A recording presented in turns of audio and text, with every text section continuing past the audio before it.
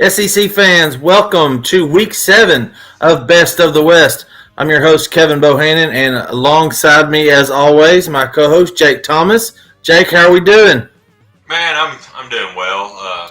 Had a weekend getaway to the mountains this past weekend. Some family, and made it back yesterday. Took the day off today to kind of relax, and it's back to the grind tomorrow. So I'm ready for it. I'm ready for the show tonight. So hope you're doing well, as good as well, Kevin. Yeah, doing good, buddy. Both of us heartbreaking losses in the last tick of the clock, so they say. It was one heck of a weekend and it lived up to the hype. 2 weeks ago we had a Georgia Arkansas matchup. The game day was there, didn't live up to it. Ole Miss got skull drug by Alabama, and this week Alabama gets upset by A&M on the road. Arkansas 2-point conversion. Sam Pittman would run it 100 times out of 100 times. Came up a little short. Ole Miss defense came up big in the final second as they won 52-51. But Jake, man, we're halfway home. I know being October, 2 months ago the season started, and we're right at the halfway point, man. It feels like we just started. Man, it's crazy. We talked about that on our show last night, Tide Talk, and I'm like, my gosh, just a few more weeks, and I mean, besides the bowl games, football's over with. I Yeah, mean, it's crazy to think about, and that's how quick it seems like it takes forever to get here, and then when it gets here, it's just boom, and it's gone. So yeah. I mean, I'm going to enjoy the rest of the football that we still got. There's still a lot of action and a lot of great games still left to be played. And but so far this season has been absolutely insane. Let's take a look, kind of look back at kind of what we thought might happen this season, and then where we're at right now. So in the East, you've got Georgia and Kentucky both at 4-0 on the top, 6-0. Big clash this weekend. Number 11 Kentucky at number 1 Georgia. Game day makes its second trip in 2 weeks to Athens, and then Tennessee. Under Josh Heupel seems to be getting their feet under them right now. They're sitting at 2-1 in the conference, 4-2 overall. Florida's 2-2, 4-2 overall. Missouri, South Carolina, and Vanderbilt are a combined 0-7. Eesh. They're terrible this year. And then the West is just all kind of jumbled up right now. It'll separate itself out. Alabama's on top at 2-1. Then you got Auburn, Mississippi State, Ole Miss at 1-1, and Arkansas, LSU, and Texas A&M all at 1-2. Alabama, we knew was going to be good. We thought that there would be a weak spot somewhere down the line. Having Bryce Young living up to the expectations from Mac Jones to Jalen Hurts, just going back through the years, you knew there had to be a letdown at some point, and at least I thought there would be. He's played well. 20 touchdowns, 3 interceptions, whatever it is. He played a good game. The defense, Zach Calzada, bless his heart, had the game of his life last week. He turned into Steven Garcia, and I know that's been a running joke. Still think Alabama has, it's on inside track. They can still make the college football playoff. Auburn and has been kind of what we thought. They're kind of feeling their way out with Harsin. They started out okay, hit some trouble. It's going to be a really good indicator where they're at with Arkansas this weekend. Can Arkansas bounce back from losing 2 straight? But let's talk about LSU and A&M, who have drastically underperformed in my eyes.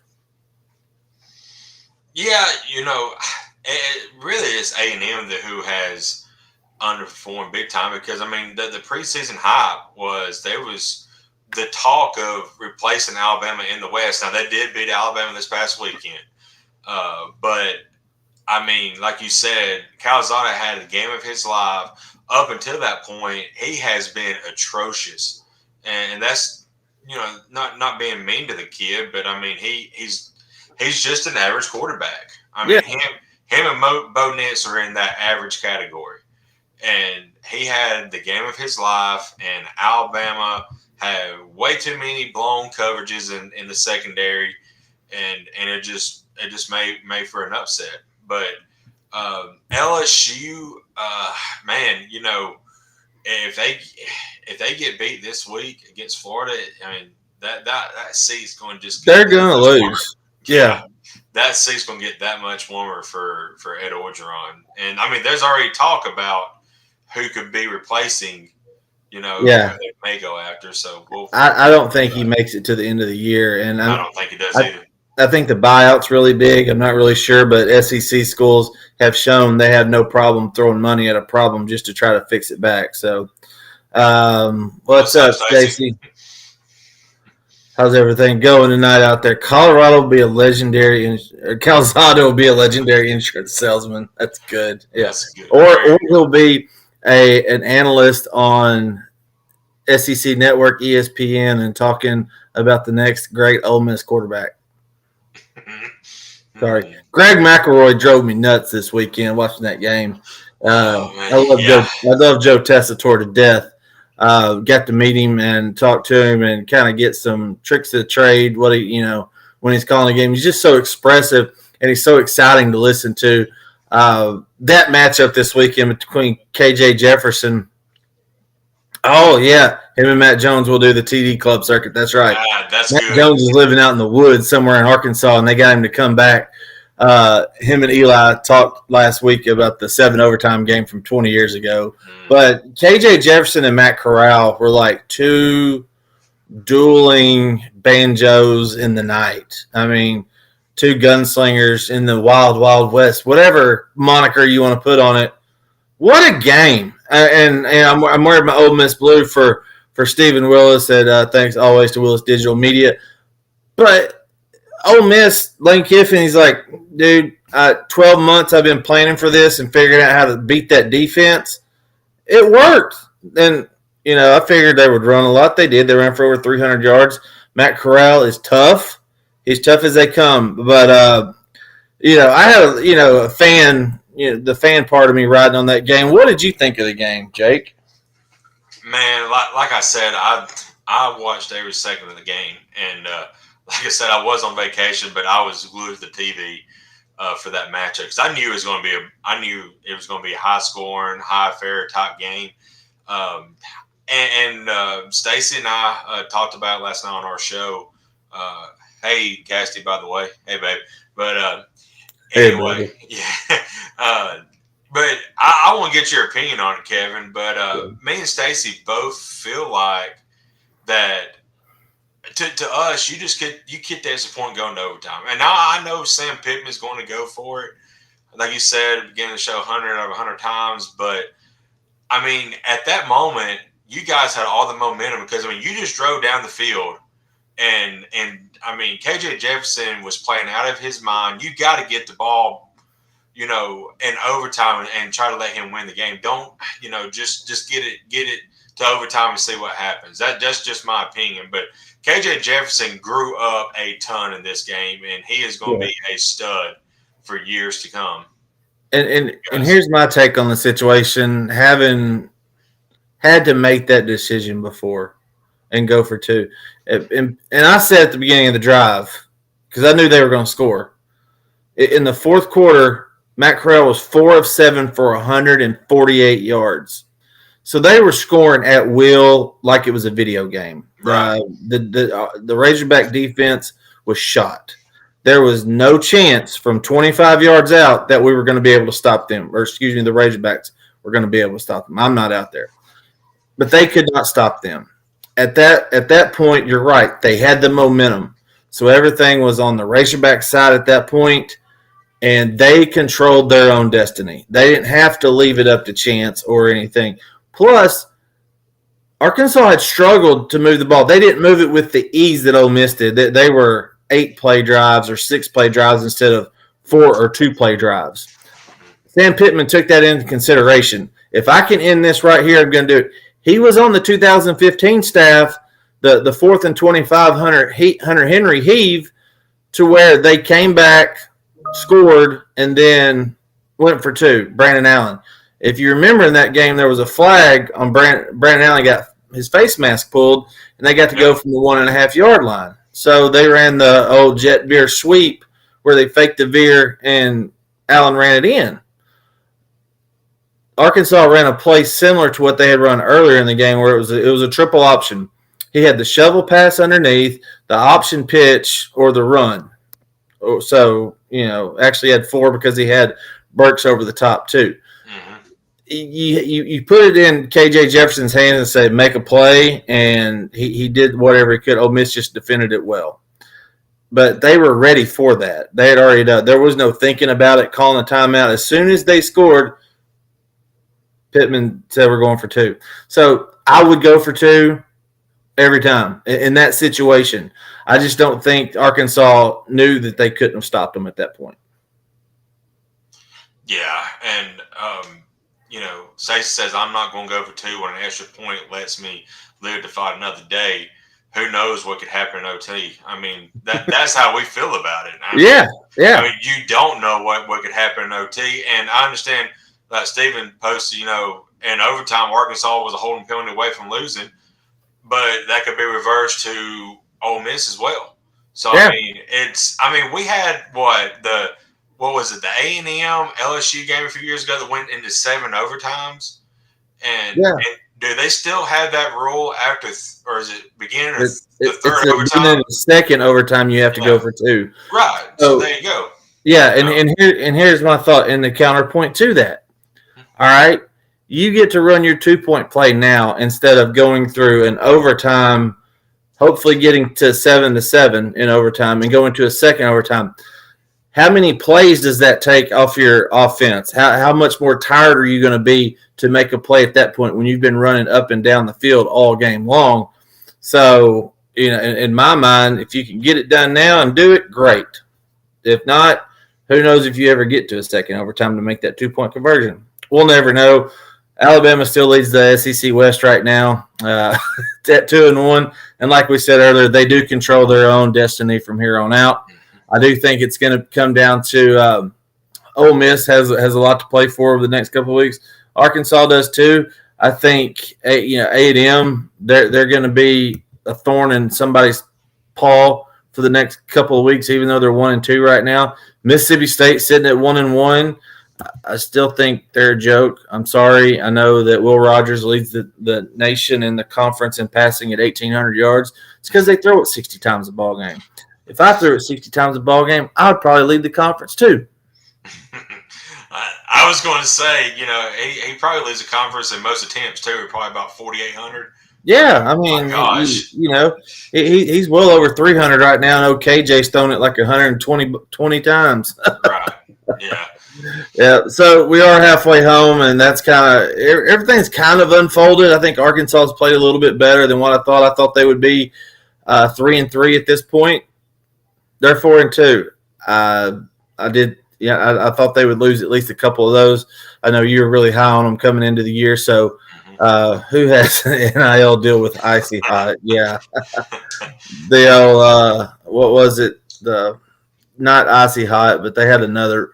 It smelled like Icy Hot too, but it was really like set your crotch on fire if you had a pulled growing or something. Bengay? Yeah, not Bengay. I'll have to find it, but yeah, if I figure it out by the end of the show, I'll let you know. So, okay, looking ahead to Week 7, it's going to be an exciting weekend, like we said. Game day is back in SEC country. They're going to Athens for the good old Kentucky-Georgia matchup in the East, but we do have Auburn and Arkansas kicking it off at 11 o'clock on CBS. Arkansas's first home game in 4 weeks since they played Georgia Southern. So Arkansas gets their third 11 o'clock game. They got a fourth next week against University of Arkansas Pine Bluff. Auburn comes to town. What do you think about this game, Jake? Kevin, you boys better not let me down.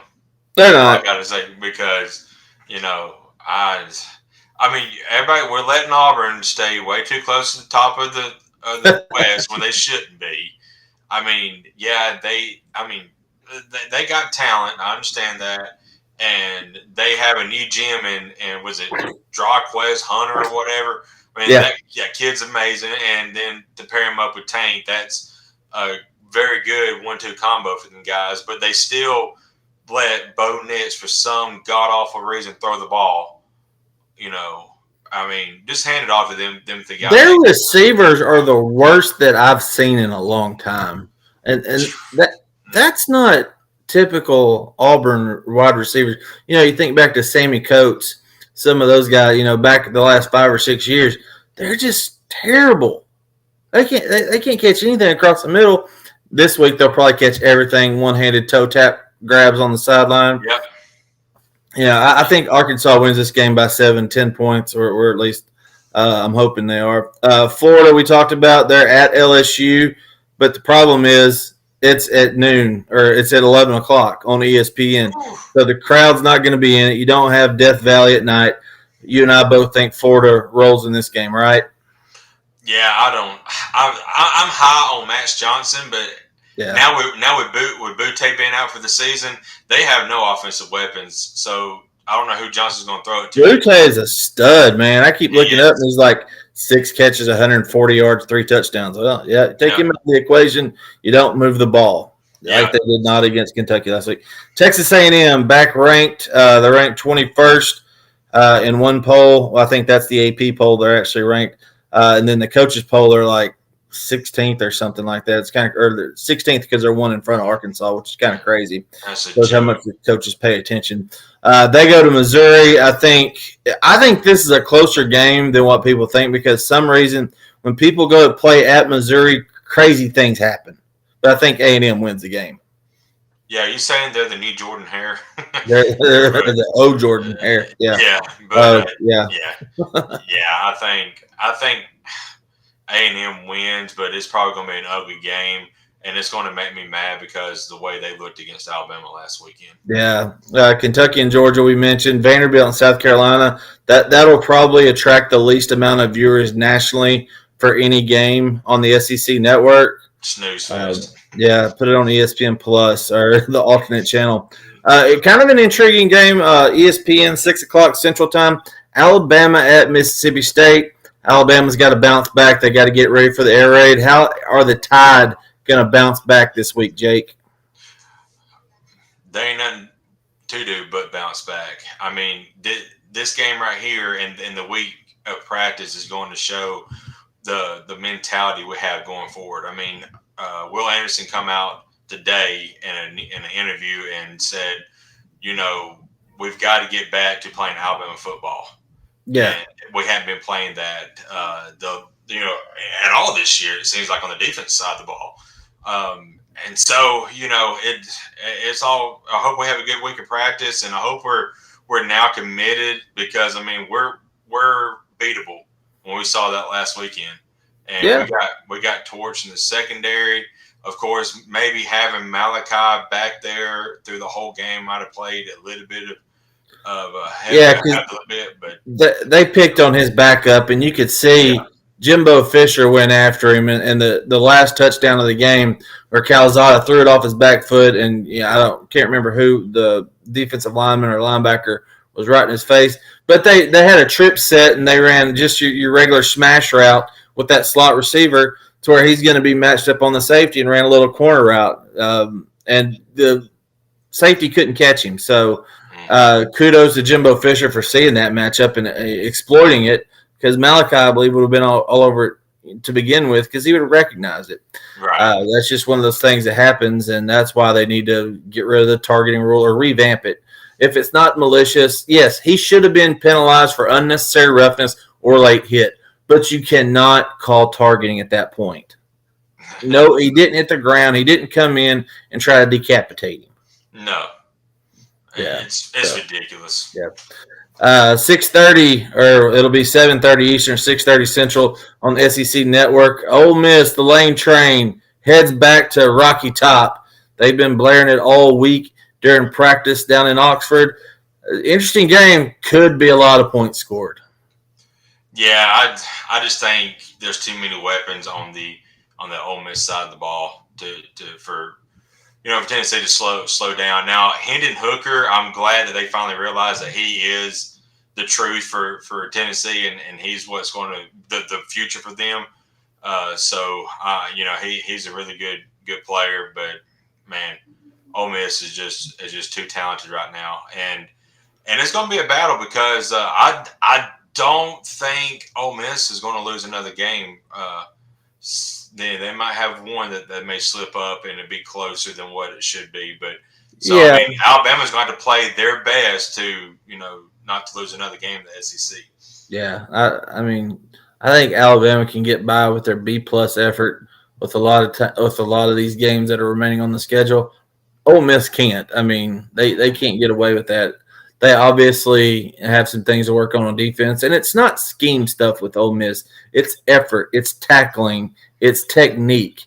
It's not the scheme. I can tell you that right now because they had chances to hit Rocket Sanders or Traylon Smith in the backfield or for a 1 yard gain. Next thing you know, they're 5 or 6 yards down the field. Yeah. And it's just that's poor discipline in technique at that point. So that's our Week 7 outlook. As always, Every Believe podcast is sponsored a lot by betonline.ag. As always, Jake and I are not experts at this. I think we're above 500 on the year in our pick'ems. But if you like what we got to say, head on over to betonline.ag and make your picks. College football season's winding down pretty fast. Get all your betting in at betonline.ag. Okay, it's mid-season award time. Let's see here. I'll go to my list right here. Okay. So we went with, just like the coaches and the media do it, mid-season awards. You got your coach of the year, player of the year / MVP. I like to say MVP because it's, who's the most valuable player in the league? Who can a team not live without?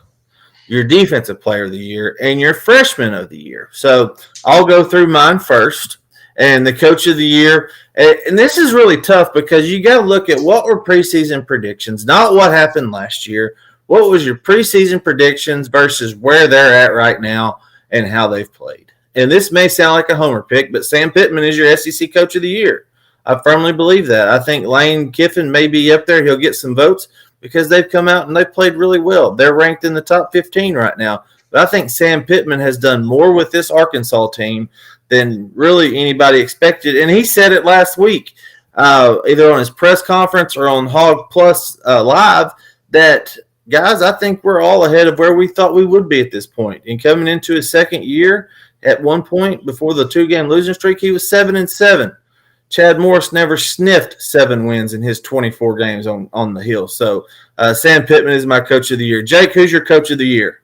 I second that. Like you said, Lane's probably up there.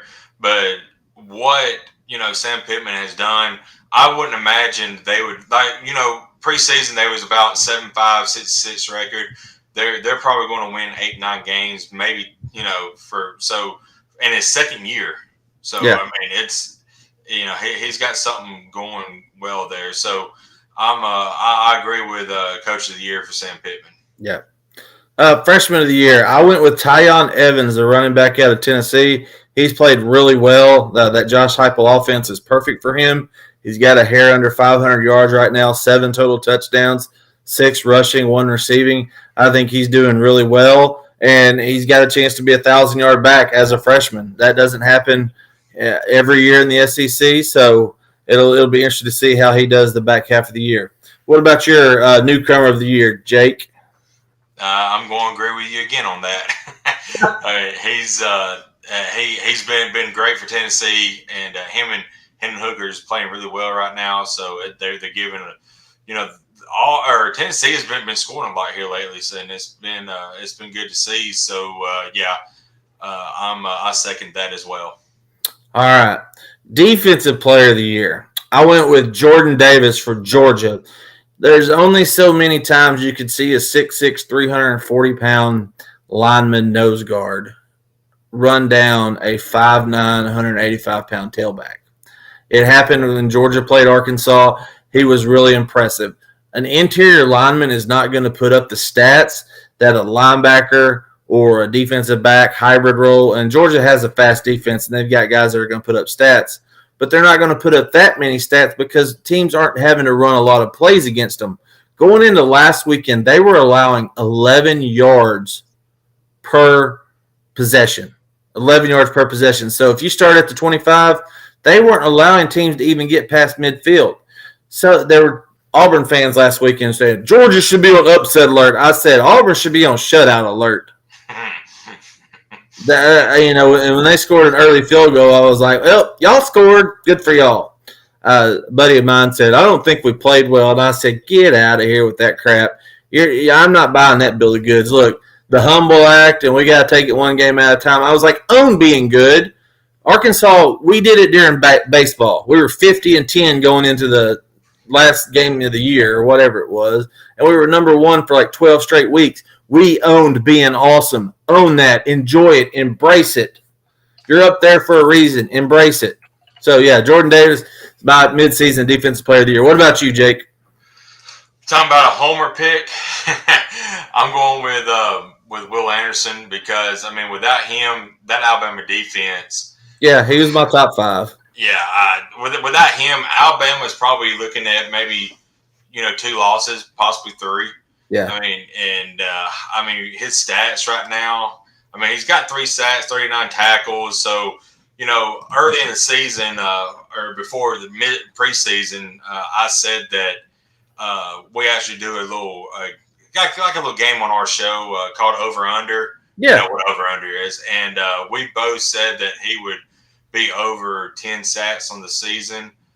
We're at the midway point, so he's got to get a little head start on that. But without him, Alabama defensively would be in trouble. So if you have one homer pick, I got my homer pick in.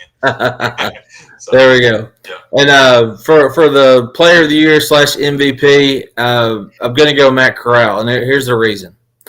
His rating in conference is 173.8, and he still has yet to throw an interception.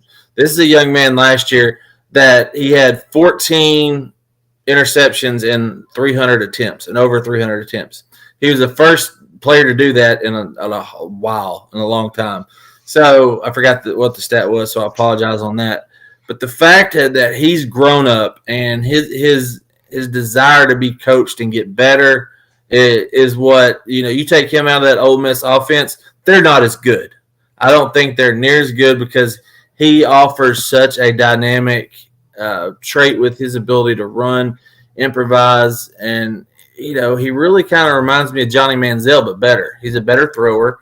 He's a better athlete than what Manziel was, and he's smarter. I don't think he's going to make the dumb decisions. So Corral's my MVP of the year. What about you, Jake?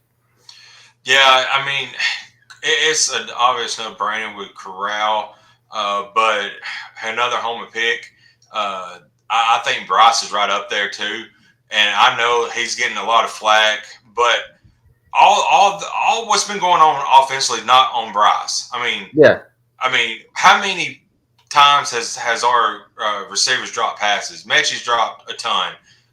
Bolden's dropped some. Williams dropped some. I mean, right now he's at 70% completion percentage. With those, if they would have caught half the ones that they dropped, he'd be at 72, 73%. And he's got 20. And he's also one up on Corral. So I think regardless how it plays out, I don't know about Bryce being in Heisman. I'm not sure. But, if it gets to that. He's the odds-on favorite right now from Caesars at plus 180. But like you said, Ole Miss offense without Matt Corral would probably definitely look different. It probably wouldn't be as good. Yeah, they'd run for 500 yards a game instead of 300. Well, that's true too. Yeah. So. Yep. Well, as we're at our halfway point, we want to wish everybody health and safety throughout the back half of the year. We don't want anybody going out there and getting injured for real. If you're fake injured, get off the field. Don't stop the game. You're on that tonight, ain't you? Little dig at Ole Miss there. He's stopping the game. Yeah, they're going too fast. I can't do it. I got a cramp. Yeah. So, but those young men, we hope they're okay, and they got rehydrated and got all their potassium this week. So, Quentin Bivens for Oscar. Yeah, he got an Oscar performance the other day. Yeah, you get a golf clap from Coach Bo this week. So, but yeah, I think that's going to do it for us. Like always, we want to thank Willis Digital Media once again, and we'll see you next week on Best of the West. See ya.